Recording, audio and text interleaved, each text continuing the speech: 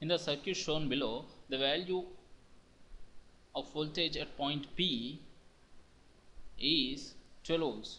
This is a voltage at point P is 12 ohms. The voltage between gate and source is minus 2 ohms, the value of for n kilo ohms.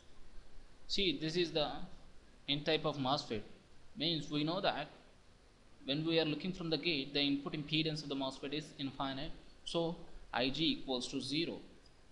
Now here we know Id equals to 2 milliamps from the given data, that is 16 minus 12 by 2k.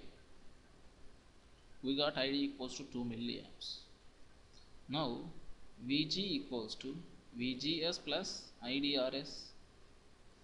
Now Vgs is equals to minus 2 volts, which is given in the data.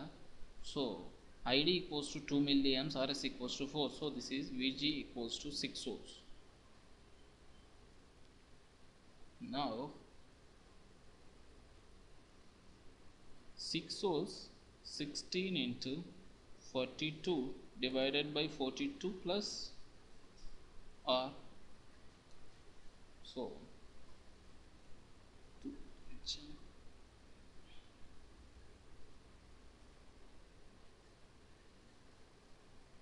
So 42 plus R equals to 112.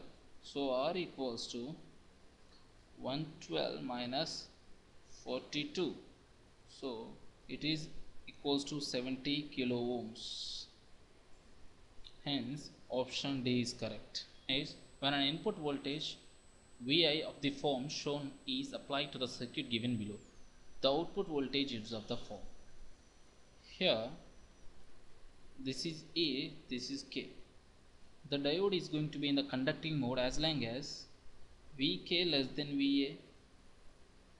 Then D, that is diode, is on. That means V0 is 3 volts if it is ideal.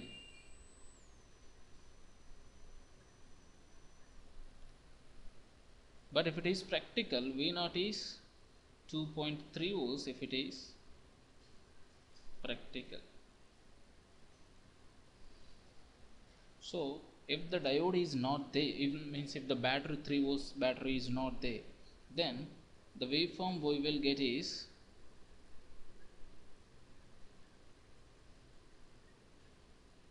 if it is ideal. If it is practical,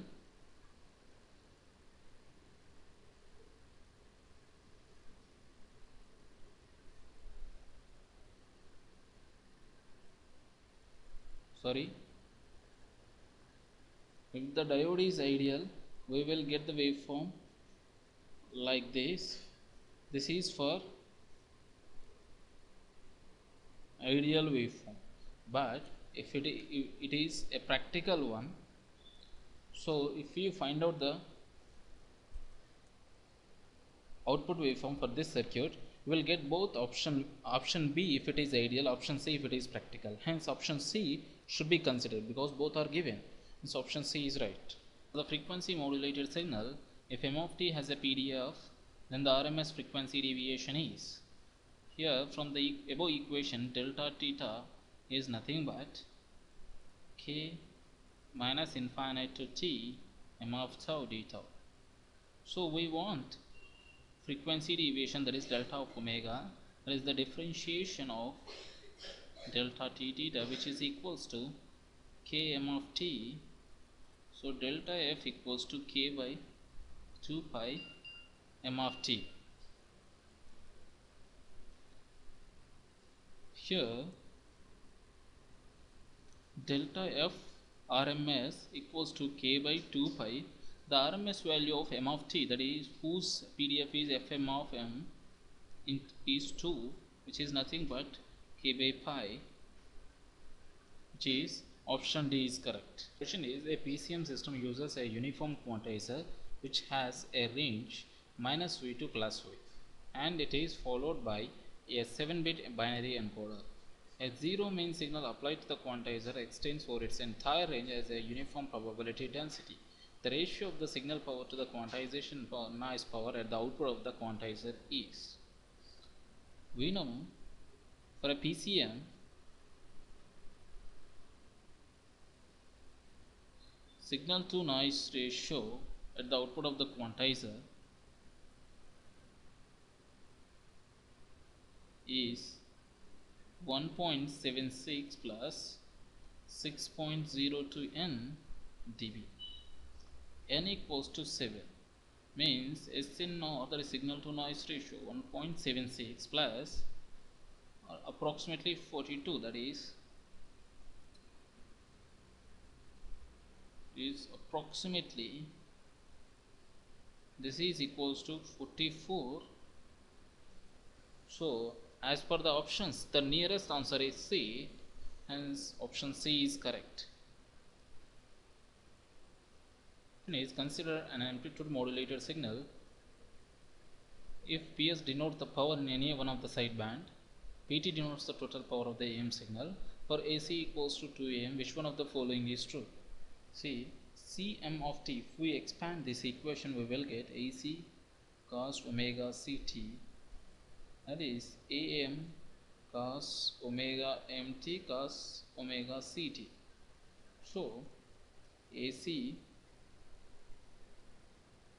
cos omega Ct, here from this we will get Am by 2 cos of omega C plus omega Mt plus cos of omega C minus omega M into T.